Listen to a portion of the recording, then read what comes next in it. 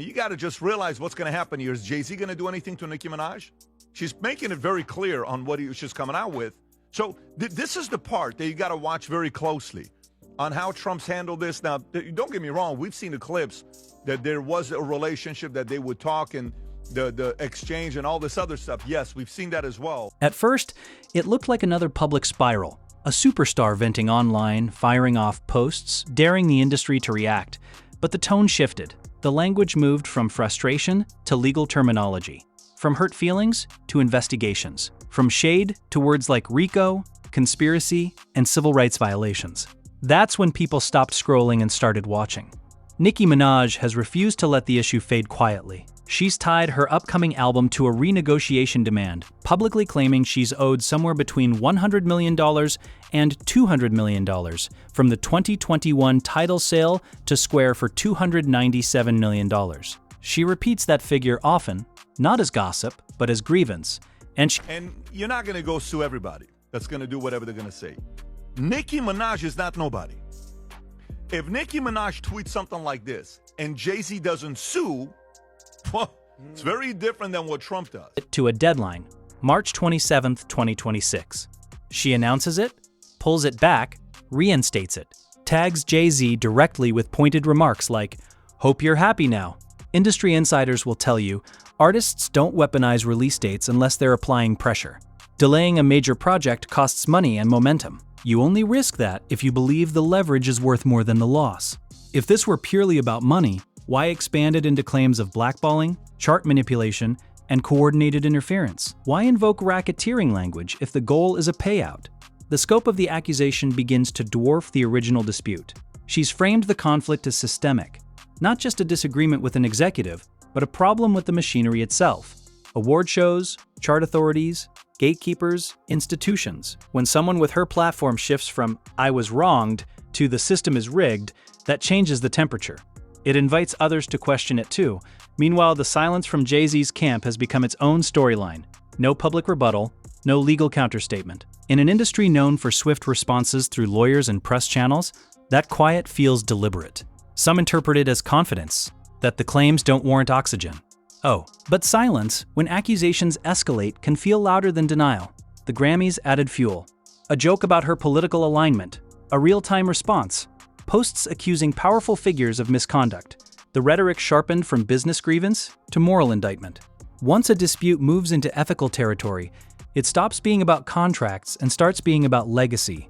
At the same time, legal pressures surrounding her own camp, including reports of civil disputes and judgments she denies, complicate the narrative. Critics argue distraction, supporters argue retaliation. The audience fractures into camps that interpret the same events in opposite ways. And then there's the broader industry reaction. Subtle but noticeable. Public associations cool. Appearances become cautious. Collaborative energy shifts. In entertainment circles, proximity equals risk. When words like conspiracy and investigation enter the bloodstream, people calculate exposure differently. Or is it instinct when uncertainty enters the room? What makes this volatile is not just the accusations, it's the endurance, the repetition, the countdown clock of a major album hanging in limbo, the suggestion that more is coming, story times teased, documentation implied, exposure promised. For now, the project remains conditional. The accusations remain public. The response remains silence. And that silence may be the most strategic move of all, or the calm before something louder. This stopped looking like a moment and started looking like a campaign. Because escalation has a rhythm, and this one has been deliberate. Apparently, Nicki Minaj has dragged Jay-Z to filth. She blasts him for being evil and spiteful. First came the money. The repeated claim that she's owed between $100 million and $200 million from the title sale. Not whispered, not implied, stated plainly, repeatedly. When someone keeps returning to the same number, it's rarely accidental. It signals a core grievance that hasn't been resolved behind closed doors. But words like sabotage, blackballing, coordinated suppression, bots, chart manipulation, surveillance, interference, those aren't emotional words. They're structural ones. They imply systems, networks, intent. And once you introduce structure into a dispute, you raise the stakes beyond a private negotiation. The album date, March 27, 2026, functions like a pressure valve. She sets it, freezes it, threatens to pull it, ties it directly to renegotiation. That's not chaos. That's leverage theory in real time. A major release represents revenue, streaming numbers, tour momentum, brand partnerships. Holding it back is expensive. So the question becomes, why would someone absorb that cost unless they believe the payoff outweighs it? And here's the psychological layer that's harder to ignore. She's not just accusing a businessman. She's targeting a symbol. Jay-Z isn't merely an executive. He represents longevity, strategy, untouchable status. When you challenge someone like that publicly and repeatedly, you're not just seeking resolution. You're challenging the hierarchy. In entertainment, powerful figures typically respond, even if indirectly. Lawyers send letters, representatives issue denials, stories get quietly placed in publications. But here, the absence stretches, and absence creates narrative vacuum. Vacuum invites speculation. Some interpret silence as certainty, there's nothing here. Others interpret it as calculation, don't validate it. A smaller group wonders, is this being handled privately? Felonies, I'm not crazy or none of that. It's like, I just want the truth, and it's so hard to get it from the courts. And it seems like Jay-Z don't want to say anything. So, I don't want to see him go down for something that, you could have just got taken care of. That's it. But silence doesn't cool the fire. It changes its shape. Meanwhile, her rhetoric widens. It touches award institutions, chart authorities, gatekeepers, the invisible levers that determine visibility. That shift transforms a feud into a referendum. If she convinces enough artists that access is centralized, that influence flows through a small circle, then her dispute becomes symbolic of something larger. That's where things become destabilizing. Exorcism. Oh my Exorcism. God, This damn. woman, You think she that's a possessed? What y'all think? I don't think an exorcism is needed. I thought maybe a benefit concert. But start. I also talked. Donation, definitely. Donation. Of course, always thought you it was have donation. to. Yeah, that's the foundation of the start. And then you got to sit down with Gayle King. Because industries survive on perceived fairness, even if imperfect. Once a high-profile artist repeatedly questions the legitimacy of the machinery, the narrative spreads. Even if unproven, even if exaggerated, repetition alone plants doubt. Layer onto that the political dimension, public alignment outside the industry's dominant ideology. That alone places her in a different lane culturally. So now you don't just have a business dispute, you have politics intersecting with power, intersecting with celebrity hierarchy. When politics enters entertainment conflict, reactions intensify. Support hardens, opposition sharpens, neutral ground disappears, and then there's the personal tone. She frames it not just as exploitation, but betrayal. Once admired, once respected, now named directly, in entertainment, betrayal narratives travel faster than financial disputes. They feel human, they feel emotional, they feel irreversible. Industry insiders often say, money disagreements can be settled. Trust collapses are harder to repair. Another layer complicates the optics. Legal pressures around her own camp. Civil matters. Judgments she disputes. When someone under pressure escalates outward accusations, audiences split. Is it deflection or retaliation? The interpretation depends on which side someone already occupies. And that polarization sustains momentum. Every new post becomes evidence for one camp and instability for the other. What's quietly shifting, though, isn't just public opinion. It's posture. Watch carefully and you notice subtle. John Legend, Billie Eilish, Phineas, Nicki Minaj is not here. She is not here. She is still at the White House with Donald Trump discussing very important issues. Risk management often looks like distance. That doesn't confirm anything, but it signals uncertainty. And uncertainty around someone long considered immovable is rare. Now consider the long game. If she releases the album alongside explosive claims, the accusations gain soundtrack and audience amplification. If she withholds it, she proves she's willing to sacrifice immediate gains for negotiation leverage. Either path applies pressure.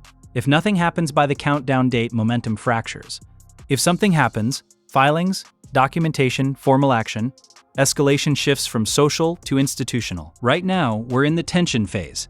Allegations without paperwork. Silence without denial.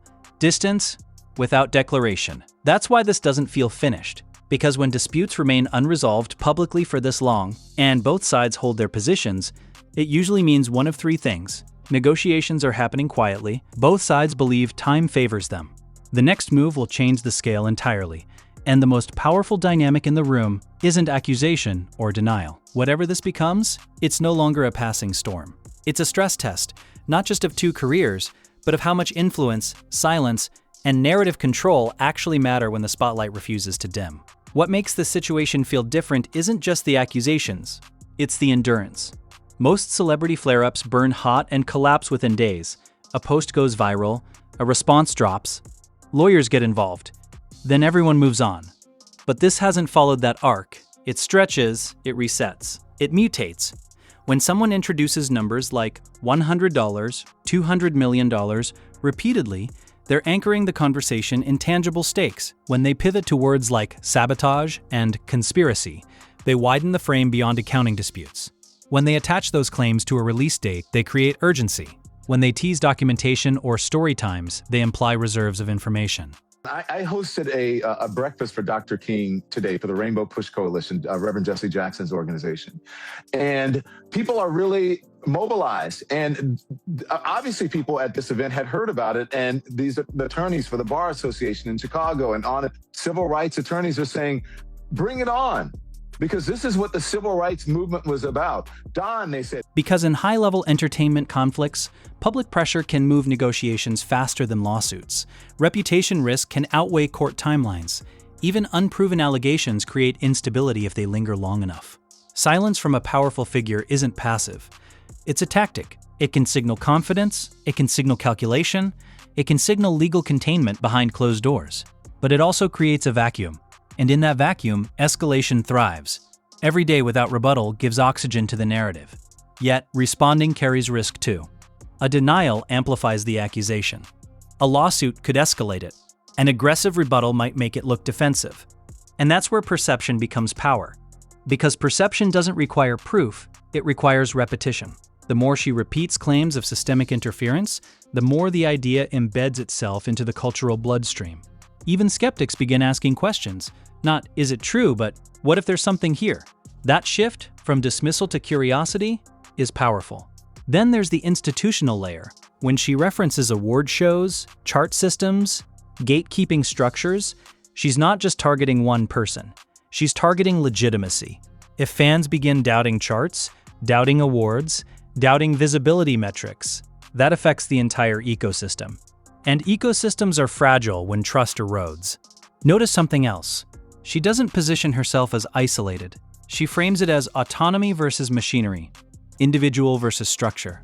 That framing invites other artists, quietly or privately, to relate. Even if they never speak publicly, the seed is planted. And that's how movements start, not with proof, but with shared suspicion. Now add the political dimension again. When a major artist visibly aligns outside the industry's dominant political comfort zone, friction increases automatically. That friction becomes part of the narrative. Critics see provocation, supporters see independence, neutral observers see velati. Nah, I would want, why? Just to talk to or answer face to face. One answer. If there are negotiations happening privately, public escalation strengthens her bargaining position. If there are no negotiations, public escalation keeps the story alive. Either way, silence becomes heavier. And then there's the social choreography, the subtle distancing. In entertainment, you rarely see dramatic breakups in public. You see cooling, fewer public alignments, fewer visible endorsements, strategic neutrality. That doesn't prove guilt or fear, but it does prove caution, and caution appears when uncertainty enters the room. What makes this volatile isn't just what's being said, it's the ambiguity. There are no documents publicly filed that match the scale of the rhetoric. Yet the rhetoric doesn't fade, it intensifies. That tension between scale of accusation and absence of formal action keeps observers guessing. The album remains the wild card. Deadlines are dangerous when publicly declared. They either strengthen credibility or expose bluff. And right now, the clock is visible. At a higher level, this conflict tests something deeper. How much power does silence still hold in the digital era? Decades ago, powerful figures could outweigh controversy. Today, repetition can bypass traditional gatekeeping, but repetition also has limits. If escalation continues without tangible development, fatigue sets in. If tangible development emerges, the scale changes instantly. Sustained pressure in high-level industries usually means one side believes something will eventually give. Reputation, negotiation terms, alliances, or public perception.